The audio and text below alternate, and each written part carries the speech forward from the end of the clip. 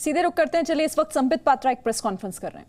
I would say rather after 2014 that gradually the Congress party, which was once called as the grand old party of India, has been reduced as a fringe party and it does not stand as a main national party of India anymore. आज Congress party एक fringe party बन चुकी है।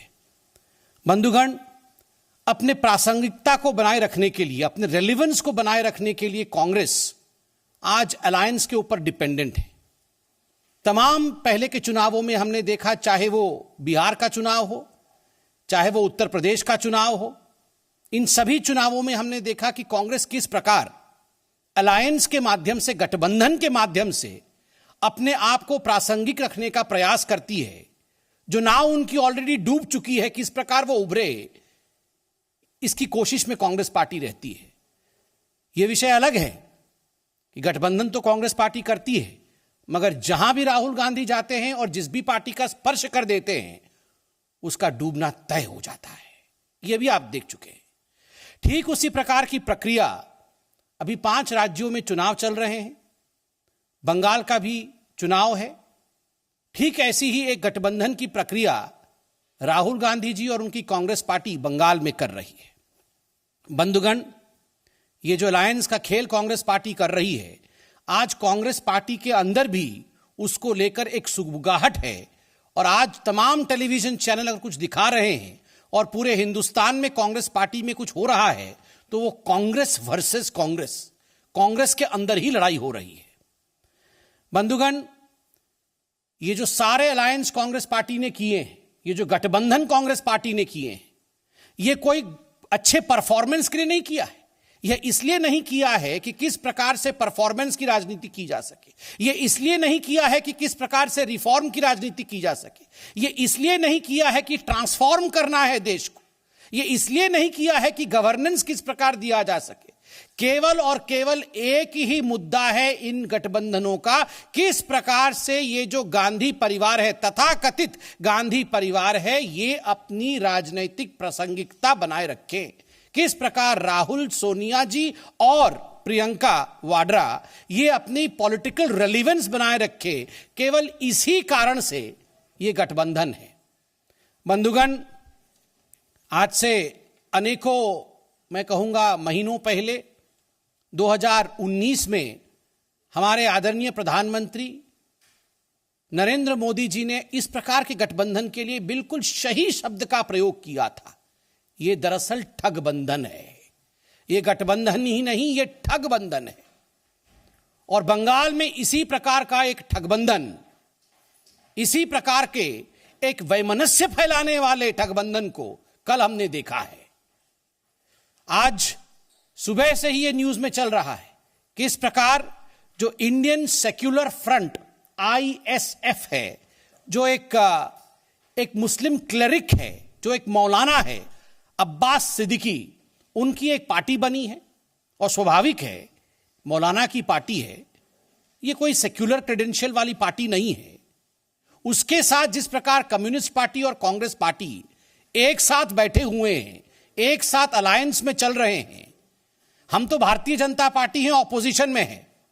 Congress party के अंदर भी इसको लेकर जो सुगबुगाहट है, कांग्रेस पार्टी के अंदर इसको लेकर जिस प्रकार की द्वंद्व का माहौल का निर्माण हो रहा है, the kind of tussle that we are seeing within the Congress party is something which we need not mention, which every Indian is visualizing through the media and through social media platforms. Twitter युद्ध हो रहा है। Television channel में एक दूसरे के खिलाफ Congress party के ही नेता बोल रहे हैं। और बिल्कुल सही बात है, ये जो सवाल उठाया गया है कि कांग्रेस अपने आप को धर्मनिरपेक्ष पार्टी कहती थी। Congress said that our credentials were based on secularism. Their own party people have asked, is this Mahatma Gandhi's secularism?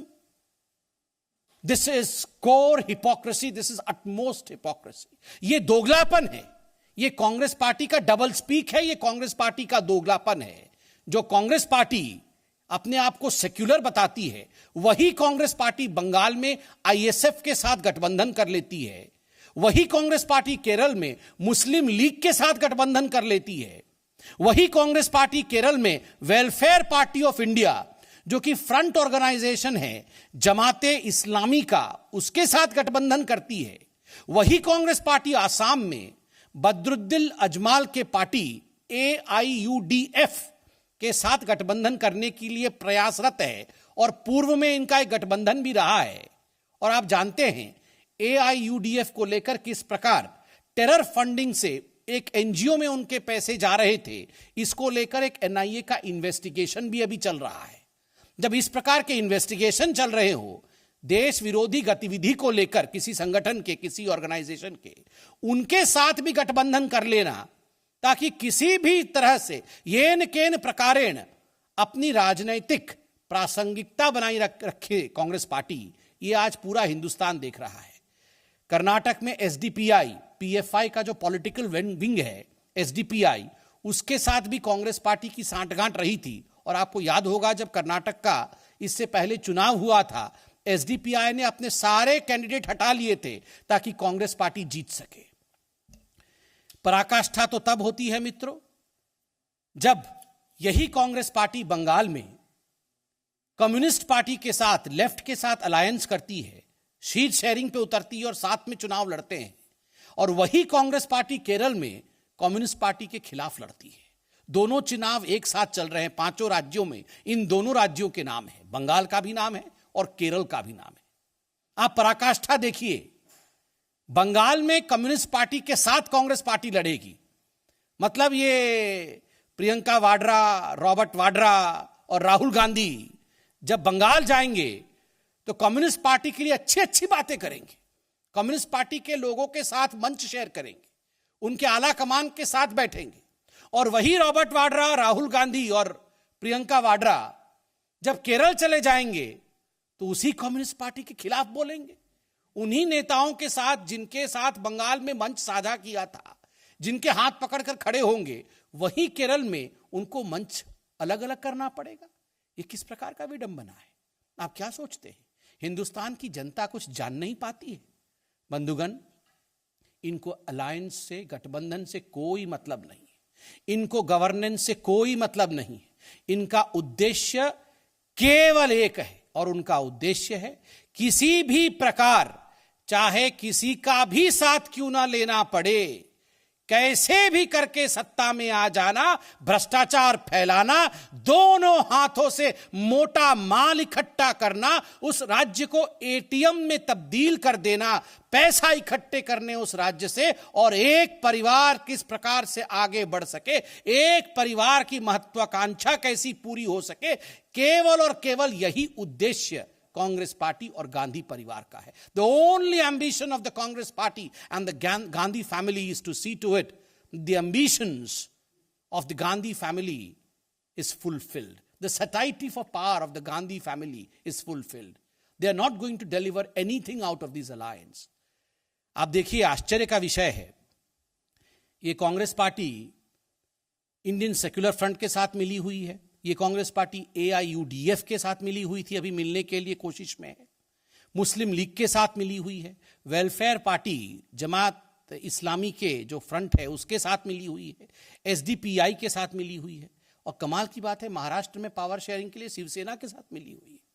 आप सोचिए जरा, कोई दीन ईमान नहीं है, कोई आइडियोलॉजी नहीं है, कोई विचारधारा नहीं है। Corruption is the ideology of Congress party. भ्रष्टाचार ही कांग्रेस पार्टी की आइडियोलॉजी है, भ्रष्टाचार ही कांग्रेस पार्टी का विचारधारा है। Nepotism is the ideology of Congress party.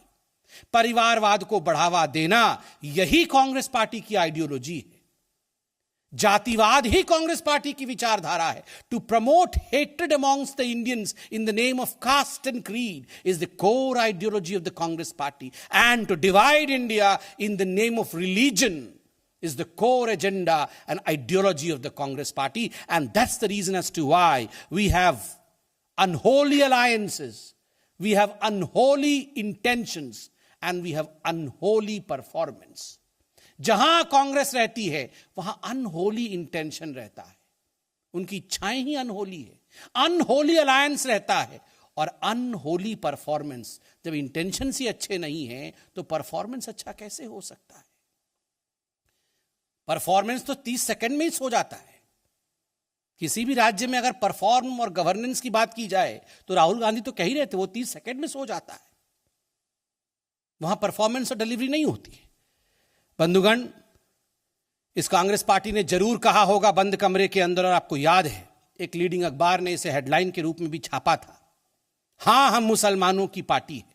ये राहुल गांधी ने कहा था, हां हम मुसलमानों की पार्टी है। मगर आज हम यहां स्पष्ट कर दे, जहां तक कांग्रेस पार्टी का सवाल है, ये भले ही बंद कमरे में कहते हो हां हम मुसलमानों की पार्टी है, ये मुसलमानों की पार्टी भी नहीं है, ये केवल घर वालों की पार्टी है। ये रॉबर्ट वाड्रा की पार्टी है, ये सोनिया जी की पार्टी है, ये राहुल की पार्टी है और ये प्रियंका वाड्रा की पार्टी है। बस इन चारों की पार्टी है और ये किसी की पार्टी नहीं है। बस इन चारों का भरण पोषण होता रहे, इन चारों को सत्ता मिलता रहे, मोटा माल परिवार तक आता रहे, इतना ही उद्देश्य इस परिवार का और इस पार्टी का है। और तो और, look at the absurdity of these alliances. कल हम देख रहे थे ये आरजेडी जो है ये जाके ममता बनर्जी के पार्टी के साथ खड़ी हो गई थी। कमाल की बात है, बाकी राज्यों में कांग्रेस के साथ खड़ी हो जाती है। समाजवादी पार्टी जब मौका मिले तो साइकिल पे राहुल गांधी को बैठाया था कैरियर पे, अब वो जाके ममता जी के साथ बैठ गए। कमाल की बात है, कोई आइडियोलॉजी नहीं है, किसी के बीच नहीं है जी, ये सारे सही हैं। 19 लोग एक साथ हाथ पकड़ पकड़ के खड़े हुए थे ना 2019 के चुनाव में। ये 19 लोग एक साथ हाथ पकड़ के खड़े हुए थे कि हम जो है एक साथ मिलके यहां काम करेंगे। आप देख रहे हैं, आरजेडी जाके ममता जी के साथ, कांग्रेस के साथ नहीं है। कांग्रेस जाके कम्युनिस्ट के साथ बंगाल में, कांग्रेस कम्युनिस्ट के खिलाफ केरल में। आप कमाल की बात आप यहां देखिए, यहां किसी प्रकार से भी कोई आइडियोलॉजी नहीं है। बंधुगण, मैं अंत में इतना ही कहूंगा कि जहां तक कांग्रेस पार्टी का सवाल है, as far as the Congress party is concerned, no amount of political pushups, no amount of political pushups और dance of alliance by their former president and upcoming president Shri Rahul Gandhi ji is going to save this already sunk ship called Congress party. चाहे कितना भी राजनीतिक pushup कर ले ये Congress party, और चाहे कितने भी गठबंधन के नृत्य राहुल गांधी कर ले, मगर कांग्रेस पार्टी का जहाज जो डूब चुका है अब वो फिर से उभरने वाला नहीं है। 5 राज्य में जो चुनाव हो रहे हैं, जिनकी घोषणा अभी कुछ दिनों पूर्व हुआ है, इन 5 राज्य की जनता, बुद्धिमान जनता, नरेंद्र मोदी जी के परफॉर्मेंस, नरेंद्र मोदी जी की विकास उन्मुख जो गवर्नेंस है उसी को आशीर्वाद देगी। भारतीय जनता पार्टी की ही सरकार बनेगी और ये जो ठगबंधन है इनकी हार होगी। मैं इतना ही कहना चाहता हूं। और अंत में गुजरात की जनता, गुजरात की भारतीय जनता पार्टी की सरकार और भारतीय जनता पार्टी के गुजरात के हर कार्यकर्ता को बहुत बहुत अभिनंदन, बहुत बहुत शुभेच्छा, बहुत बहुत कॉन्ग्रेचुलेशन कि आज जिस प्रकार से लोकल बॉडी इलेक्शन के रिजल्ट आ रहे हैं, एक बार फिर ये सिद्ध हुआ है कि देश में बंटवारे की राजनीति नहीं, देश में केवल और केवल विकास की राजनीति ही आगे बढ़ सकती है। धन्यवाद मित्रों, कोई सवाल पूछना हो तो अवश्य पूछें।